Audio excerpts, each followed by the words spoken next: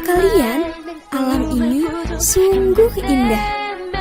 Alam beserta isinya ini berproses secara teratur sesuai dengan hukumnya masing-masing. Terdapat berbagai macam benda dan makhluk hidup. Semua berproses lahir, muncul, terbentuk, tumbuh menjadi besar, lapuk, tua, dan akhirnya lenyap. Pernahkah kita berpikir, mengapa semua itu terjadi?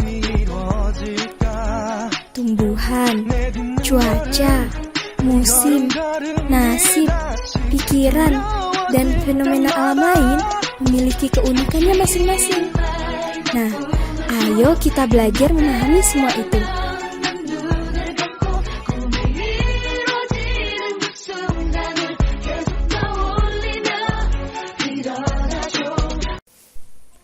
Selamat pagi teman-teman. Namo Sangyang Adi Budaya, Namo Buddhaya. Hari ini kita akan belajar tentang hukum kebenaran. 5 hukum tertib semesta. Dalam kitab Niyama-dipani tertulis, Ia yang menjadi sempurna oleh hukum kosmis, Ia yang mengajarkan hukum tersebut, Ia sang pelindung. Dengan penghormatan demikian, saya akan menguraikan hukum tersebut.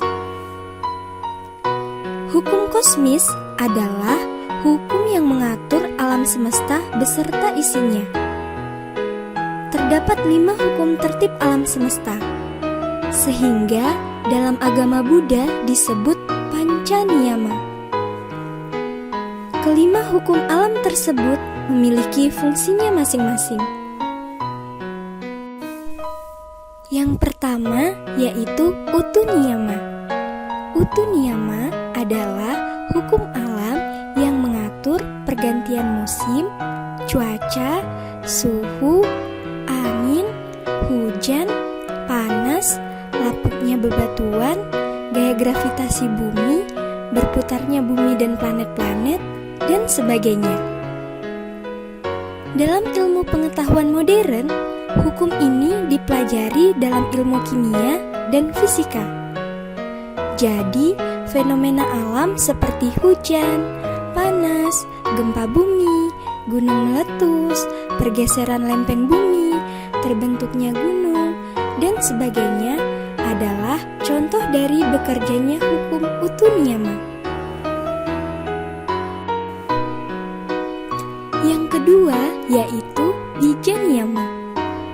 Bija niyama adalah hukum alam yang mengatur tentang pertumbuhan, perkembangbiakan baik tumbuh-tumbuhan maupun makhluk hidup lainnya termasuk manusia dan binatang.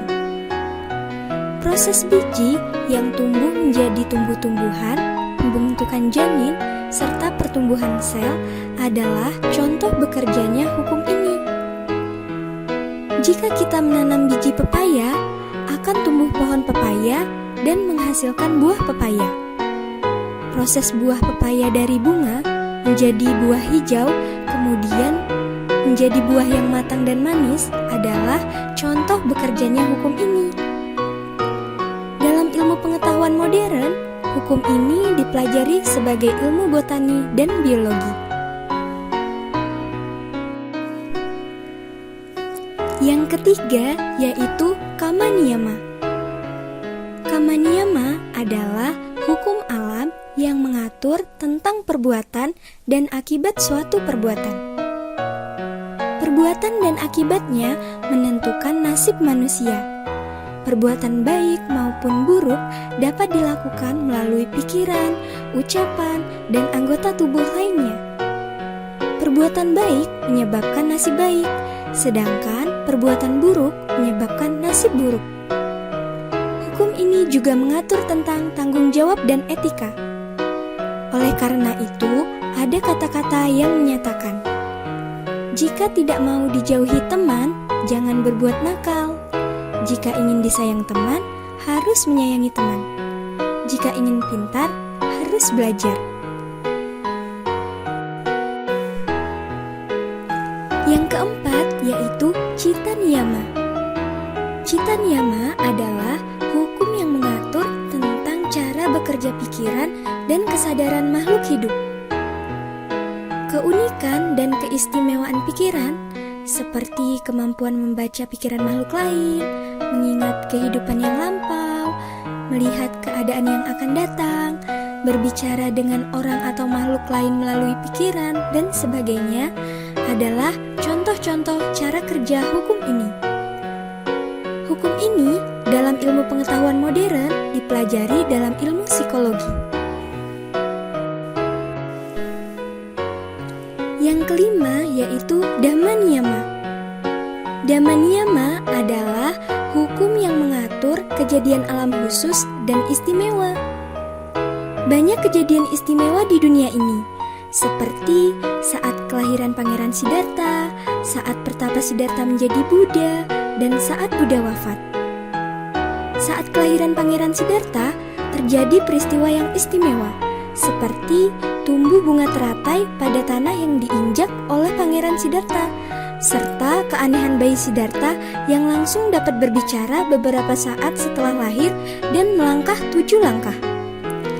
Demikian juga peristiwa-peristiwa lain berkenaan dengan kehidupan Buddha. Ilmu pengetahuan modern umumnya belum bisa mengungkap peristiwa-peristiwa aneh seperti itu. Ajaran Buddha yang merupakan kerja hukum ini adalah ajaran tentang kebenaran mutlak seperti anicca, dukkha, anatta, dan nibbana. Sekarang kita tahu bahwa semua peristiwa di alam semesta ini tidak terjadi secara kebetulan, tetapi ada yang mengatur. Yang mengatur bukan sosok makhluk yang maha kuasa, bukan juga diatur oleh Buddha maupun para dewa. Semua peristiwa di alam semesta ini berproses karena adanya 5 hukum alam semesta ini yang disebut Panca Niyama. Hukum-hukum ini tidak ada yang menciptakan.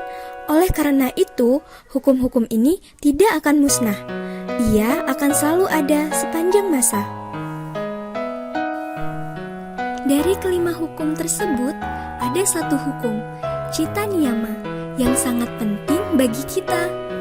Penting karena dengan mengetahui hukum kerja pikiran, kita dapat mengembangkan pikiran kita menjadi cerdas dan bijaksana. Bagaimana caranya? Buddha mengajarkan dalam Digha Nikaya 3 halaman 219 bahwa seseorang dapat menjadi cerdas dan bijaksana melalui 3 cara berikut. Yang pertama, kebijaksanaan karena mau membaca, berpikir, dan merenungkan tentang sebab akibat, disebut Cinta Mayapanya. Yang kedua, kebijaksanaan yang timbul karena bersedia mendengar penjelasan seorang guru, disebut Sutta Mayapanya. Yang ketiga, kebijaksanaan yang timbul karena rajin melaksanakan meditasi dalam kehidupan sehari-hari, disebut Bhavana Mayapanya. Menjadi orang cerdas memang baik, tetapi harus dilengkapi dengan sikap dan perilaku yang benar. Banyak orang cerdas tetapi sikap dan perilakunya tidak benar, menyebabkan hidupnya susah. Oleh karena itu, mampu menjadi orang yang cerdas, santun, dan berperilaku benar sangat penting agar kehidupan kita lebih baik. Sikap yang demikian disebut sebagai sikap orang bijaksana. Rangkuman.